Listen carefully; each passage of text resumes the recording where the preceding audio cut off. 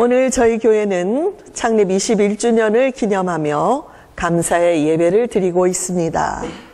교회 생일을 맞아 우리 교우 여러분 모두에게 또 이 자리에 오신 모든 분들께 주님의 축복과 은혜가 함께 하시기를 바랍니다.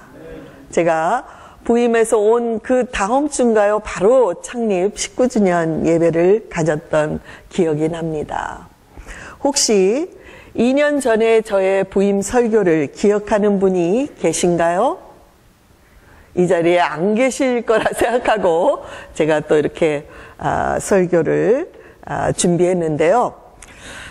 오늘 본문인 마태복음 16장은 저의 부임 설교 본문과 동일한 말씀입니다.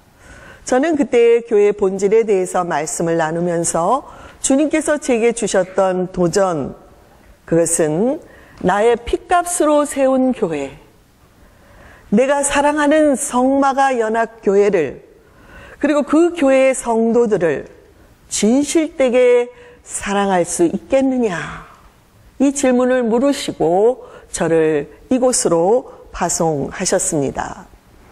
이것은 교회의 행사나 프로그램보다 또는 교회의 크기나 교인들의 숫자보다 교우들 한 영혼이 더욱 소중하다는 말씀이었고, 또 그들을 주님처럼 나를 본 듯이 사랑하라는 말씀이었습니다. 그래서 제가 부임하면서 간절히 기도한 것은 저의 능력과 제 한계를 초월하는 주님의 사랑으로 충만하게 해달라는 것이었습니다. 저는 그 지나간 2년을 돌아보면서 또다시 주님의 그 질문 앞에 제 자신을 돌아보았습니다.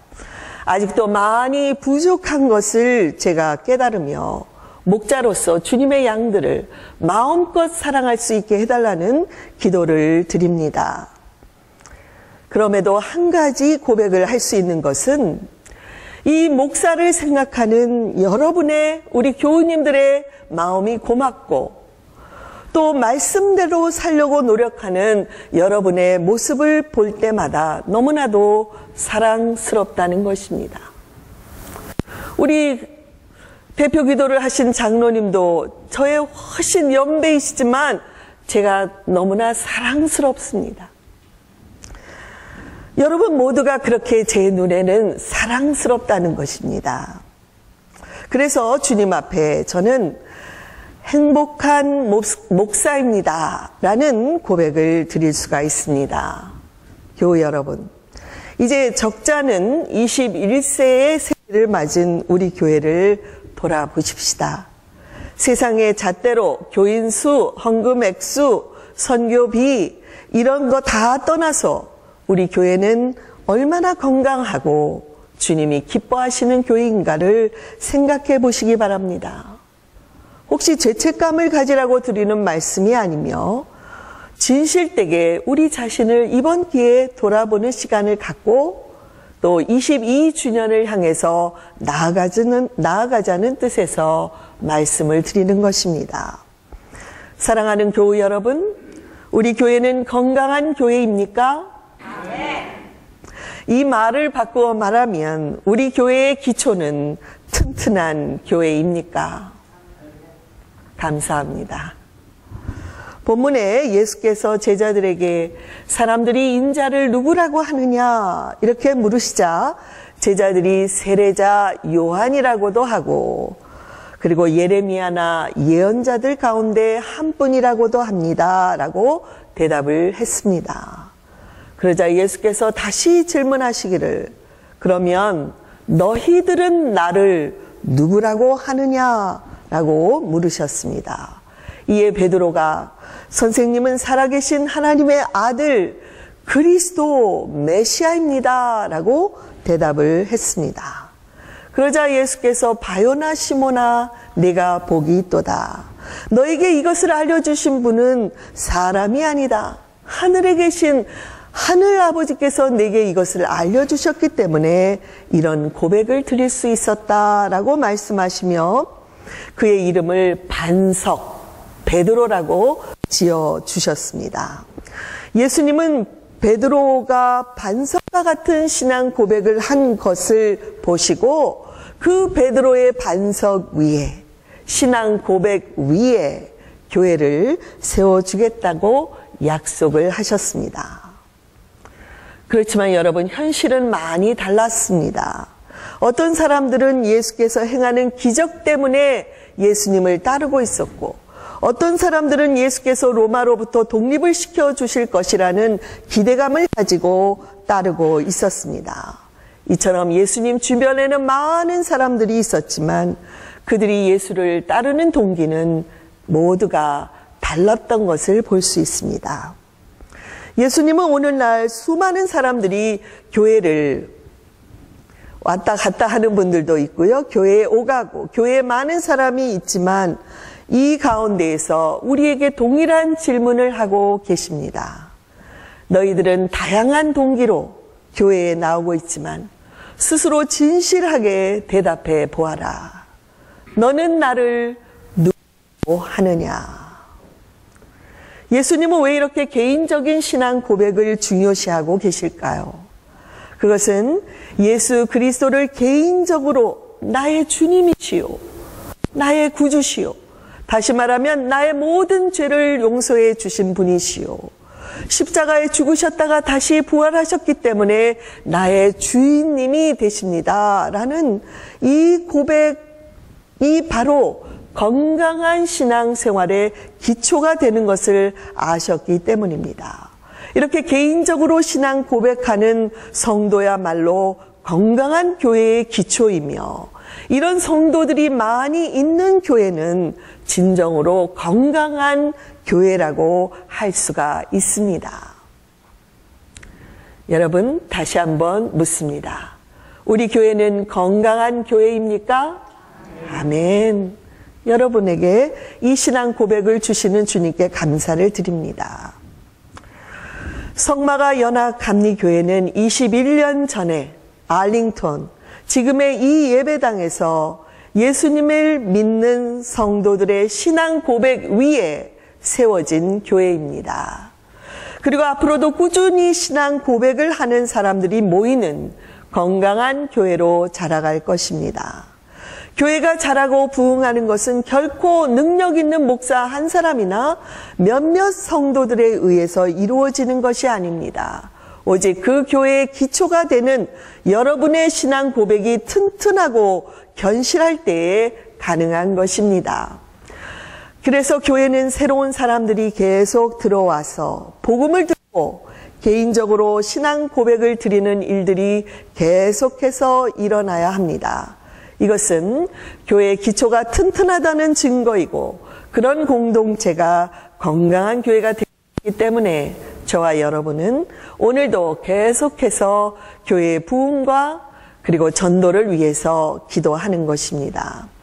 저는 창립 기념 주일에 이런 감사하는 마음을 모아서 저의 꿈 이야기를 여러분과 나누려고 합니다. 제 꿈을 나누는 이유는 여러분도 여러분의 꿈을 생각해 보시라는 것이고, 그 꿈을 통해서 하나님의 건강한 교회, 꿈이 있는 교회로 저희 교회가 자라가게 되기를 원하기 때문에 제가 먼저 모본을 보이는 것입니다. 목사의 꿈, 성도의 꿈이 원활히 나누어질 때 우리 교회는 더욱 건강한 교회가 될 것이라고 믿기 때문입니다. 오늘 본문에는 사도행전 본문에는 언뜻 보기에도 서로 만나기 힘든 두 사람이 성령님의 인도하심으로 만나게 되는 장면이 나옵니다. 한 사람은 에티오피아 여왕 간다게의 국고를 맡은 내시였습니다. 아주 높은 위치에 있는 사람이었습니다. 다른 한 사람은 예루살렘 교회의 7 집사 중에 하나인 빌립 집사였습니다. 내시는 아프리카에서부터 신앙을 가진 자로서 예루살렘까지 와서 하나님께 예배를 드리고 이제 다시 돌아가는 길이었습니다. 그리고 빌립 집사는 사마리아에서 복음을 전하고 많은 능력을 행하고 자기의 집이 있는 가이사라로 돌아가는 길이었습니다. 그런데 성령께서 빌립 집사에게 너는 가사에 있는 길로 내려가라. 자기가 가야 할 가이사라가 아닌 광야길로 가라고 말씀을 하셨습니다. 그러자 빌립은 천사가 일러주는 대로 광야길로 갔다가 이 내시가 타고 가는 마차를 보게 되었습니다. 천사가 마차로 가까이 가라 이렇게 일러주니 이 빌립 집사가 마차에 가까이 갔습니다. 가까이 가서 들러보니 그 마차에 타고 있는 내시가 이사야서의 말씀을 읽고 있는 것이었습니다. 그는 마차를 잠시 멈추고 지금 읽는 것을 깨닫습니까? 라고 질문을 던졌습니다. 그러자 내시는 내게 지도하는 사람이 없으니 내가 어떻게 말씀을 깨닫겠습니까? 라고 대답을 하면서 빌립 집사를 자기의 마차에 초청해서 함께 앉아 그들은 동행을 하기 시작하게 됩니다. 두 사람은 마차 안에서 내시가 궁금했던 이 이사야의 말씀을 시작으로 해서 예수 그리스도에 대해서 그리고 예수 그리스도의 복음에 대해서 십자가에 대해서 부활에 대해서 말씀을 전하게 됩니다. 저는 이렇게 성령의 인도하심으로 만난 두 사람의 관계 속에서 저의 영적 동반자로서의 목회의 비전을 찾아볼 수 있습니다. 많은 사람들이 내시처럼 성경을 알지 못하고 복음의 확신도 없이 오랜 세월을 병거를 타고 멈출 줄도 모르고 신앙생활을 하고 있습니다. 이때 누군가 빌립처럼 다가가서 병거를 멈추고 말씀을 설명해주고 영적인 지도를 해줄 사람이 필요합니다. 내시가 내게 말씀을 설명해 줄 사람이 없었다고 하지 않고 내게 말씀을 지도해 줄 사람이 없었다고 한 것을 주목해 보시기 바랍니다. 빌립은 굳이 병거에 올라타지 않고 말씀만 간단하게 설명해 주고 자기가 가야 할 길을 가도 되었습니다. 그러나 빌립 지사는 내시의 초청을 받고 그의 병거에 올라서 함께 그의 여행에 동참을 하고 있습니다. 이렇게 한 사람의 영적인 여행에 동반해 주는 것이 목사의 역할 중에 하나입니다. 이렇게 빌립의 영적 지도를 통해서 내시는 말씀을 깨닫게 됩니다. 그리고 예수 그리스도를 믿게 되었습니다. 그러자 내시는 이제까지 복음에 대한 확신 없이 달려오던 그 병거를 멈추고, 병거가 단순한 병거가 아님을 여러분 아시겠죠? 인생의 삶입니다. 그의 삶. 그 병거를 멈추고 세례를 받겠다는 결단을 내립니다. 본문에서 내시가 내가 세례를 받는데 무슨 거리낌이라도 되는 것이 있습니까? 이렇게 질문을 하자 우리 본문 37절에는 생략, 본문 없음 되어 있지만 다른 성경 사본에는 이렇게 기록이 되어 있습니다. 빌립이 대답하기를 그대가 마음을 다하여 믿으면 세례를 받을 수 있습니다. 이에 내시가 이렇게 대답을 합니다. 나는 예수 그리스도가 하나님의 아들이심을 믿습니다. 그러자 빌립 집사는 이 내시의 신앙 고백에 근거하여 그에게 세례를 베풀게 됩니다. 사랑하는 교우 여러분, 저의 꿈은, 목사로서 저의 꿈은 대단한 것이 아닙니다. 빌립이 내시에게 한 것처럼 하나님의 말씀을 전하는 것, 한 사람의 영적인 동반자로서 그의 삶을 함께 나누고 함께 웃고 함께 울며 그들의 삶에 동행하는 것입니다. 지난 주간 뉴스에서 서울에서 보수적인 복음주의와 그리고 진보적인 성향의 에큐메니칼 운동을 추구해 온 개신교 원로들이 한자리에 모였습니다. 이것은 보통 이런 두 그룹이 같이 모이지 않는데 이례적인 것이었죠. 그리고 그 자리에서 주제 발표와 토론회를 가졌다는 기사가 있었습니다. 그중 할렐루야 교회의 원로 목사님이신 김상복 목사님께서 오늘날의 교회의 현실을 적나라하게 드러나는 이런 말씀을 하셨습니다. 예배는 있으나 영성은 없고, 인물은 있으나 인격은 없다. 건물은 있으나 교회는 없고, 명성은 있으나 존경은 없다.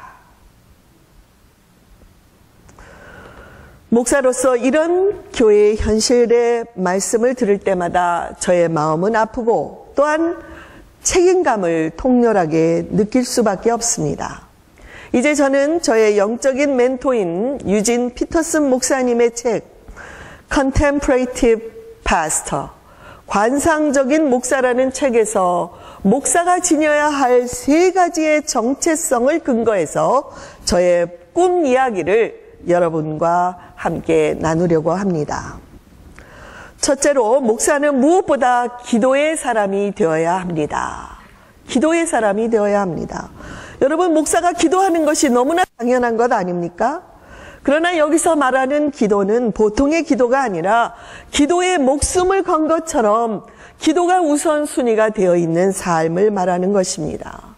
대부분의 목사들은 예식을 진행하거나 어떤 행사에 초청을 받으면 늘 기도의 요청을 받습니다. 근데 그런 기도는 순서의 제일 앞에 오는 경우가 대부분입니다. 교회 회의에서도 어떻습니까? 제일 첫 순서가 목사의 기도로 시작을 합니다. 이렇게 목사들의 기도가 마치 모임의 시작을 여는 것처럼 보이는 것은 성도들에게 기도에 대한 잘못된 인식을 줄 수가 있습니다. 만일 회의 시간에 목사님, 모임을 시작하기 전에 잠깐 기도해 주시겠습니까? 이렇게 질문을 했는데, 부탁을 했는데 제가 이렇게 대답했다고 상상해 보시기 바랍니다. 아니요. 저는 잠깐의 기도는 하지 않겠습니다. 기도는 사자굴에 들어가는 것입니다. 기도는 삶과 죽음을 결정하는 것입니다. 기도는 살아계신 그 하나님의 임재 가운데로 들어가는 두려운 일인 것입니다. 여러분, 저는 저와 교우님들이 기도에 목숨을 건 자들처럼 기도하는 사람들이 되기를 바랍니다. 그래서 저는 꿈을 꿉니다. 우리 교회의 새벽 기도회와 수요 예배, 주일 예배, 그리고 우리가 모일 때마다 기도로 시작하여 기도로 끝나는 그런 모임이 되기를 간절히 바랍니다. 이것은 단순히 시작과 끝에 기도 순서가 있다는 것이 아닙니다. 모든 모임의 순서가, 말씀의 선포가, 찬송의 시간이, 봉헌의 시간이, 찬양대의 찬양 시간이, 성찬식이, 이 모든 순서들이 하나님께 올려드리는 기도가 되기를 간절히 꿈꾸고 있습니다. 여러분도 그런 꿈을 꾸시겠습니까? 여러분의 꿈을 한번 생각해 보시기 바랍니다. 둘째로, 목사는 설교에 최선을 다해야 합니다. 8년 전에 연합감리교에서 성찬식과 교회 예식을 집행하려면 라이센싱 스쿨에서 자격증을 받아야 합니다. 제가 이때 그곳에 참석했을 때였습니다. 10일 동안의 여정이 끝나갈 무렵에 아프리카에서 온 한 목사님의 설교 순서가 있었습니다. 그분은 우리 모여있는 목사들에게 여러분이 앞으로 많은 사역을 해야 하지만 첫째 우선순위는 설교, 말씀 선포에 있다는 것을 잊지 말라고 반복적으로 강조를 하셨습니다. Be a preacher of the word. Be a preacher of the word. 그날 예배의 마지막 시간에 모두가 손을 잡고 기도할 때 제 마음이 뜨거워지는 것을 저는 느끼면서 성령의 강력한 감동을 느끼게 되었습니다. 그 다음날 아침에 말씀을 묵상하는 중에 주님께서 깊은 우물을 보여주시면서 그 우물의 두레박으로 그 우물 속에서 물을 길어 올려서 메마른 땅을 서서히 적셔가는 모습을 보여주셨습니다. Be a preacher of the world. 이것이 너의 소명임을 잊지 말아라. 그때 저는 주여 저는 부족하오나 말씀을 묵상하여 깨닫게 해 주시면 그것을 전달하는 사명을 충성되이 감당하겠습니다. 라는 헌신을 드렸습니다. 그때까지만 해도 저는 부목사로서 주일 예배에서 말씀을 전할 기회가 많지 않았습니다. 그러나 그날 이후로 제 마음속에서는 반드시 설교자로서 영혼을 깨우고 하나님의 말씀을 전해야 한다는 이 꿈, 이 비전을 잊어본 일이 없습니다. 목사는 설교를 준비하기 위해서 성경을 읽을 뿐만 아니라 하나님의 말씀을 듣기 위해서 성경을 묵상해야 합니다. 유진 피터슨 목사님은 듣기는 사람과 사람 사이의 관계에서 이루어지기 때문에 혼자서는 가능하지가 않습니다. 반면에 읽는다는 것은 한 사람과 한 권의 책이 있으면 되기 때문에 언제든지 읽는 것은 할 수가 있습니다. 그래서 사람들은 듣기보다는 읽는 것을 더 편애하는 것인지도 모릅니다. 목사들은 하나님의 말씀을 먼저 들어야 하고 하나님과의 관계 속에서 들어야 하고 들은 것을 성도들에게 전해야 하는 사명을 가진 자입니다. 예수님도 들을 귀 있는 자들은 들으라 말씀하셨고 귀 있는 자는 성령이 교회들에게 하시는 말씀을 들을지어다 이렇게 여러 번 말씀을 들으라고 명령을 하셨습니다. 교우 여러분, 저는 꿈을 꿉니다. 말씀 속에서 하나님과 더 깊은 교제의 자리로 나아가게 되기를 꿈을 꿉니다. 그리고 그 들은 말씀을 하나님의 말씀을 전할 때에 듣는 자들이 하나님께로 더 가까이 나오게 되는 꿈을 꿉니다. 그러므로 설교란 하나님과 목사와 성도, 삼자가 소통을 하는 자리인 것을 기억하시기 바랍니다. 목사와 성도가 아닌 하나님과 목사와 성도, 삼자가 지금 마음과 마음이 영혼과 영혼이 소통하고 있는 자리인 것을 믿으시기 바랍니다. 저는 앞으로도 제 설교를 하는 것이 아니라 하나님께서 들려주신 말씀을 잘 전하는 자가 되는 것이 저의 목사로서의 꿈인 것을 말씀드립니다. 셋째로, 목사는 잘 듣는 사람이 되어야 됩니다. 영어로 hearing 또는 listening은 둘 다 듣는다는 단어이지만 listening은 깨달음과 교훈이 동반한다는 점에서 차이가 납니다. 사무엘은 한밤중에 자기를 부르시는 하나님의 음성을 3번이나 들었지만 그 부르시는 분이 누구인지를 깨닫지 못했습니다. 왜냐하면 hearing, 단순한 듣기를 했기 때문입니다. 그러자 엘리 제사장이 하나님이 너를 부르시고 있다, 너를 사명자로 부르시고 있다는 영적인 지도를 해줌으로써 그는 listening, 하나님이 자기를 부르시는, 왜 나를 부르시는가 하는 그 부르심에 대해서 깨달을 수가 있게 되었습니다. 목사는 listening, 잘 듣는 사람이 되어야 합니다. 먼저는 하나님의 말씀을 통해서 들어야 하고 교인들의 삶의 이야기를 통해서 하나님의 말씀을 또한 들어야 합니다.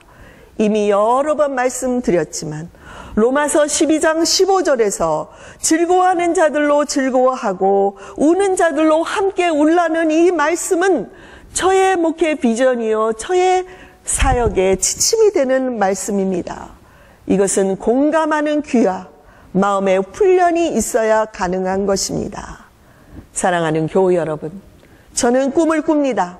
누군가 다가와서 스쳐가는 이야기를 할지라도 건성으로 듣는 것이 아니라 진심으로 귀를 기울여 듣고 어려움과 고통을 호소하는 자들의 삶에 제가 함께 동참하기 위해서 잘 들을 수 있는 목사가 되겠다는 이 꿈을 갖고 있습니다.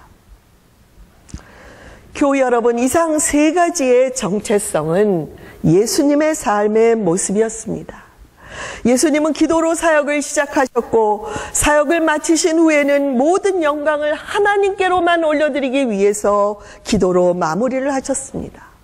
예수님은 모든 기적과 병고침과 사역을 자기의 능력을 나타내기 위해서 하신 것이 아니라 오직 말씀을 전파하는 데 소용되는 대로 역사해 주셨습니다. 그리고 예수님은 말씀을 가르치기보다는 먼저 말씀을 듣는 자가 되라고 우리들에게 계속해서 도전해 주셨습니다.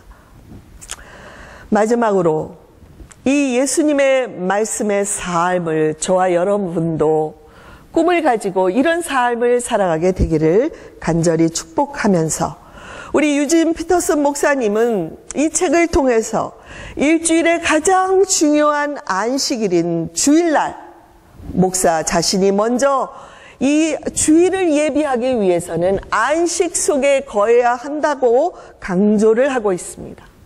그런데 안식은 단순히 아무것도 하지 않는 것이 아닙니다. 진정한 안식은 하나님 안에서 씨름하며 기도하는 것과 그리고 일상의 삶에서 즐거움을 발견하고 일상에서 웃을 수 있는 능력이 균형을 이룰 때 진정한 안식이 이루어진다고 했습니다. 여러분 안식하길 원하십니까? 그러면 기도하는 능력 같이 해볼까요? 기도하는 능력, 즐거워할 줄 아는 능력, 즐거워할 줄 아는 능력, 이 두 가지가 여러분의 삶에서 균형을 이루기를 바랍니다. 만약 힘들고 어려운 일이 있다고 찌푸리고 짜증을 내면 그 일이 달라집니까? 오히려 우리가 웃을 수 있다면 그런 어려운 일들을 감당해 나가는데 더 힘을 얻게 될 것입니다. 저는 정태기 교수님의 말씀 중에 웃음은 하나님이 인간을 치료하기 위해서 주신 특별한 약이다 하는 말씀을 항상 기억하기를 원하고 있습니다. 정 교수님은 자신의 책 내면 세계의 치유라는 책에서 클레어몬트 대학의 놀만 커스 교수님의 이야기를 소개했습니다. 여러분 이미 들으셨더라도 또 기억하시지만 한 번 더 들으시기 바랍니다. 이 놀만 커스 교수는 세계적인 학자이자 평화주의자로 명성이 높은 분이었습니다. 그런 분이 어느 날 근육이 파괴가 되어 결국에는 죽음에 이르는 불치의 병에 걸렸습니다. 그는 자신의 생명이 얼마 남지 않았다는 것을 알고 병원 대신에 산으로 갔습니다. 아름다운 자연에서 자기의 죽음을 맞이하겠다는 생각으로 산으로 올라간 것입니다. 호수가 바라다 보이는 깊은 산속, 경치가 너무 아름다운 곳에 조그마한 방갈로를 빌려서 혼자 지냈습니다.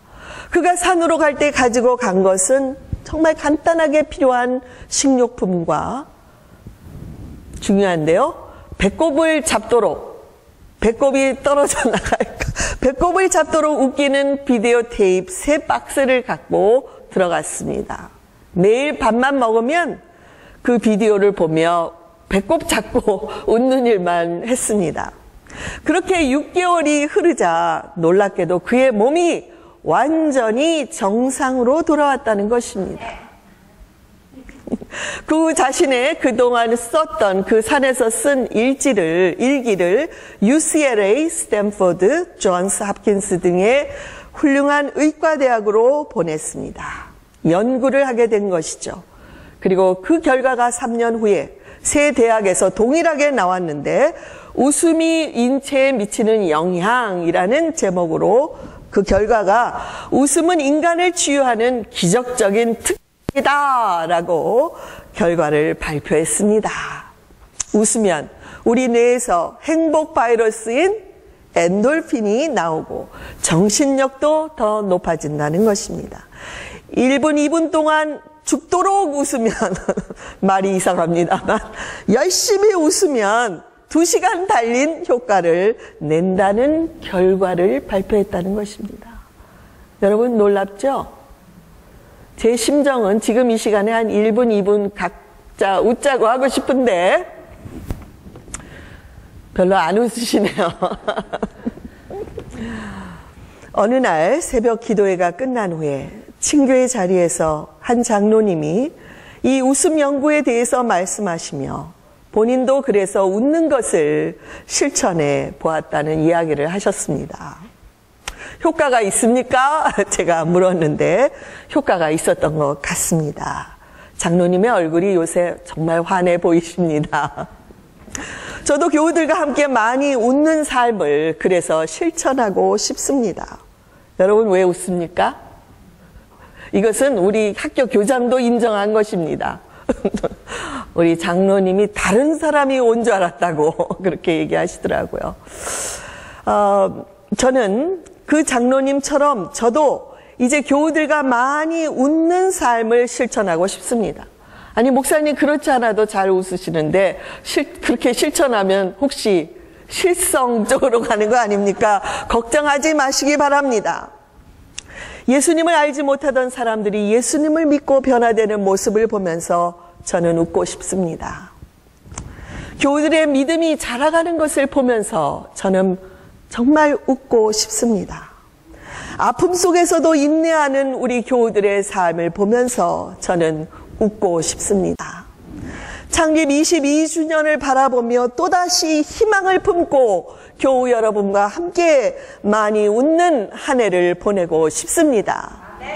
누구보다도 저를 바라보시는 하나님의 사랑 때문에 웃고 싶고 언젠가 주님 앞에서 작은 일에 충성한 자라고 말씀해 주실 것을 기대하며 웃고 싶습니다. 여러분, 제가 계속 이 꿈을 꾸어도 좋을까요? 좋을까요?